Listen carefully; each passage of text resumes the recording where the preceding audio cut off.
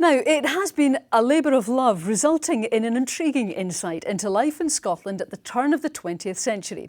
In the late 1980s, a collection of reels featuring hundreds of images were gifted to Wickes Historical Society.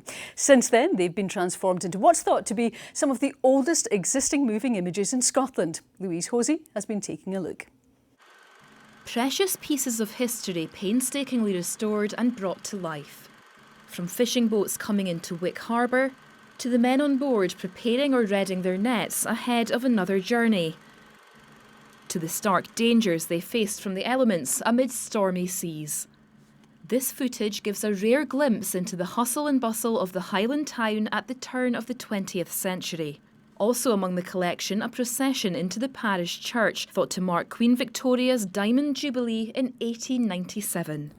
The film is made up of hundreds of miniature photographs which were originally played on a device known as a Kenora viewer.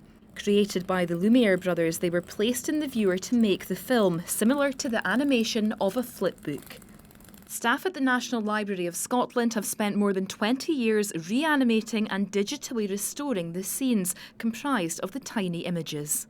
It was a massive labour of love because the Kenora reels, they're very rare, so we have very little experience working with them.